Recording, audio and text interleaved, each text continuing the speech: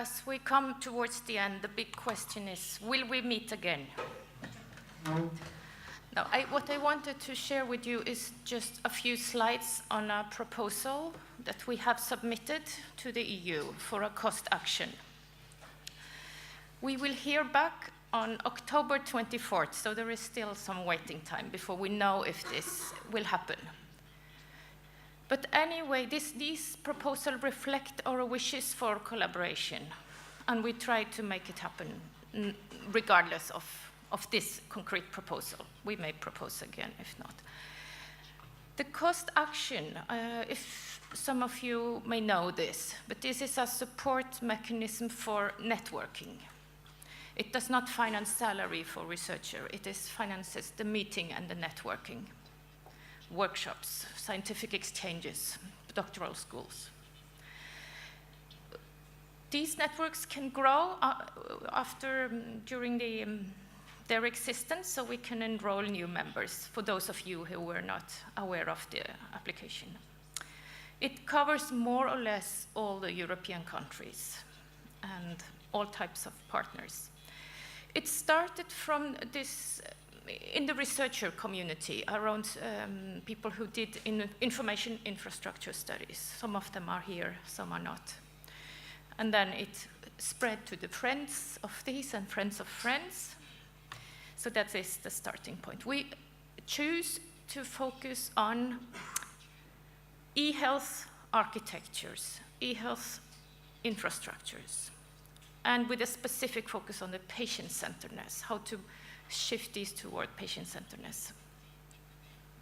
We want to do what we have done here in the workshop to consolidate experiences, to gather and compare and learn from each other's experiences. This will help us in theory development, methodological development, and we think it has a big practical impact also. Yeah. We have 51 partners. The domains covered are information systems and computer science, also economics and business, health science and sociology. And 17 countries participate.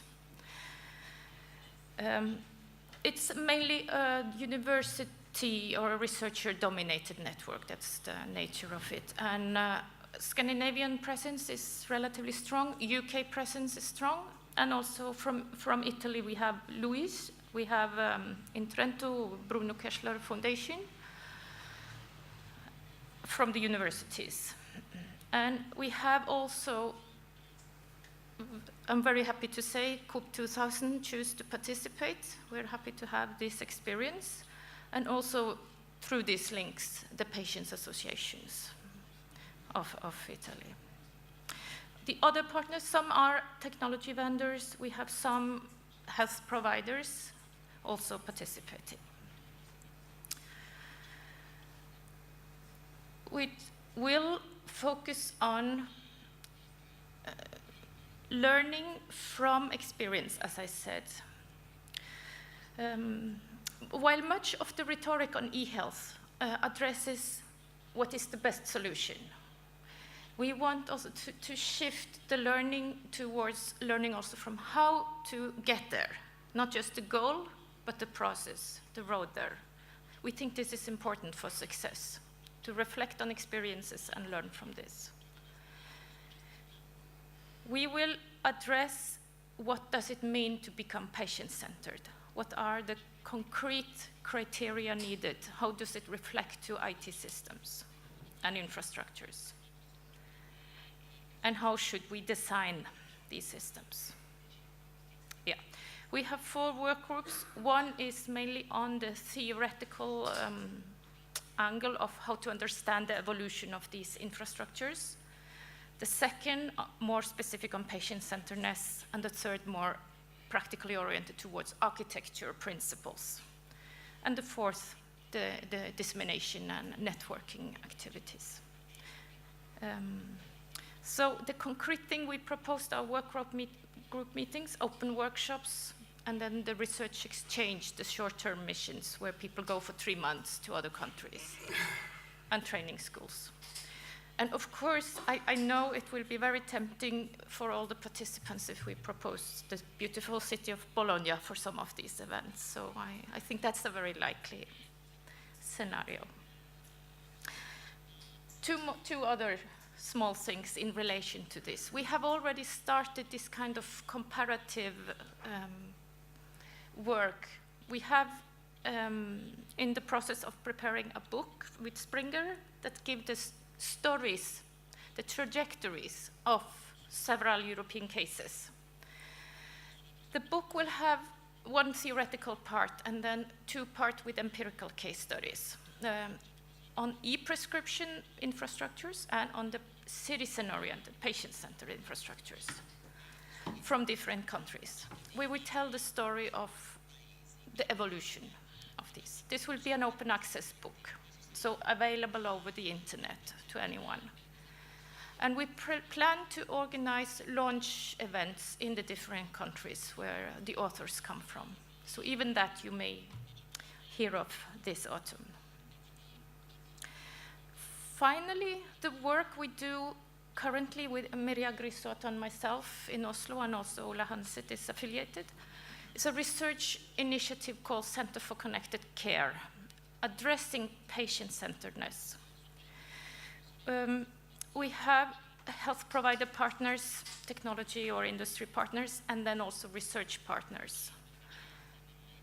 The research is oriented, or the whole consortium is oriented to facilitate the take-up of more patient-centric innovations.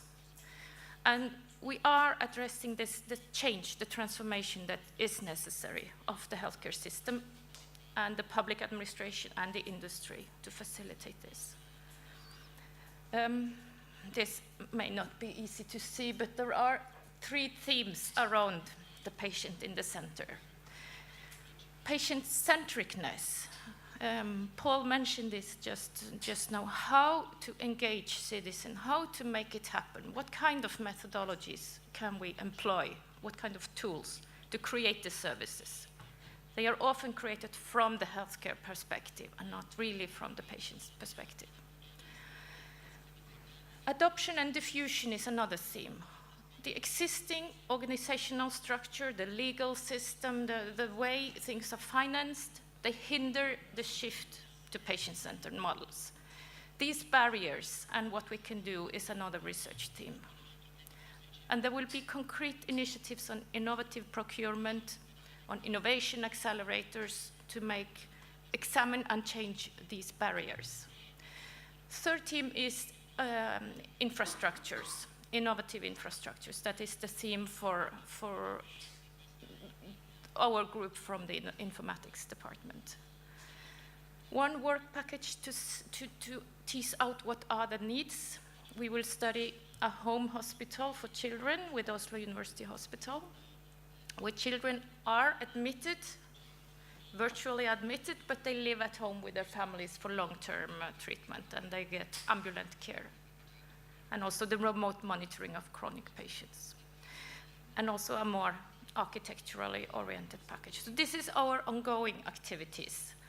And this consortium have the ambitions to also build European linkages and extend their collaboration. So there are these opportunities to think of for future collaboration. Sometimes there are EU calls that explicitly ask for international orientation. I don't know if these ones were that. In case you're interested, we also have links beyond Europe. And in the C3, we have a collaboration with India, with a very prestigious medical university called the Postgraduate Institute of Medical Education and Research.